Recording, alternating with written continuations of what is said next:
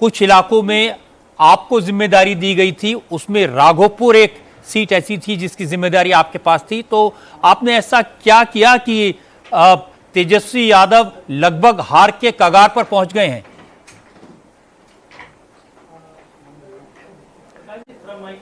सबसे पहले तो मैं बिहार के सभी मतदाताओं का, भाइयों बहनों का हृदय से आभार व्यक्त करता हूं, उनको बधाई देता हूं एनडीए को यह प्रचंड बहुमत देने के लिए।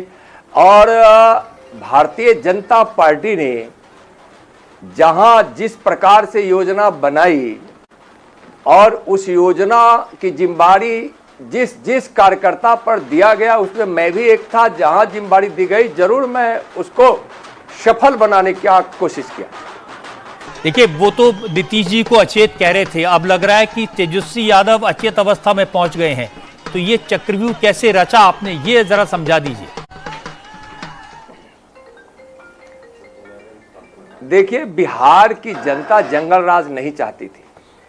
परिवारवाद तुष्टीकरण से जनता पहले ही 20 वर्ष पहले निजात पा ली थी, और फिर आरजेडी घमंडिया गठबंधन कांग्रेस कम्युनिस्ट का यह प्रयास था कि बिहार में फिर जंगल राज लाया जाए।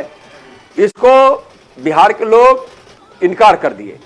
दूसरा कि 14 लाख करोड़ से बिहार की विकास को जो गति मिली है, बिहार की सरकार एनडीए को, उसका काफी लाभ यहाँ के गरीबों को भी मिला और विकास को गति मिली है।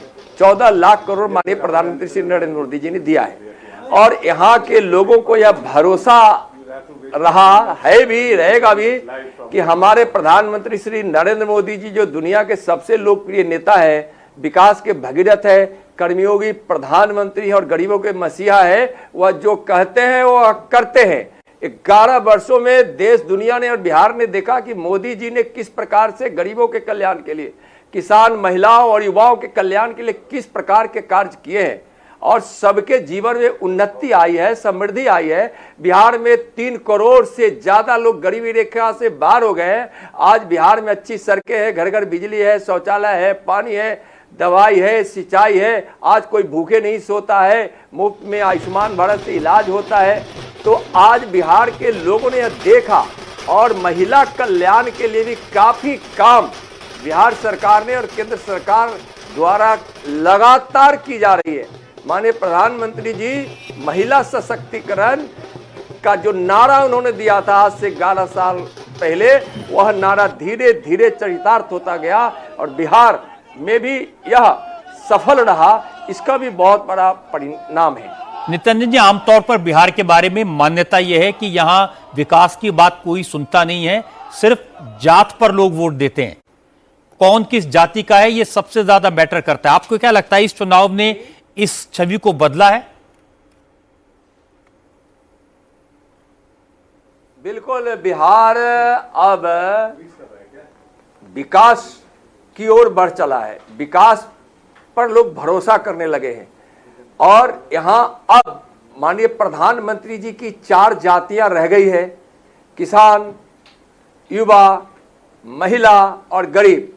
यह चारों माननीय प्रधानमंत्री जी की जाति जो विकसित भारत का स्तंभ है, अब यह व्यवस्था देश के साथ बिहार में बनी है।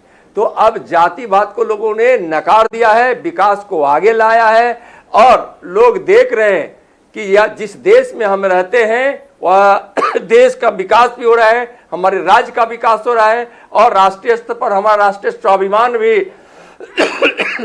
बढ़ रहा है। भारत समृद्धिशाली हो रहा है, बिहार से गरीबी मिट रही है।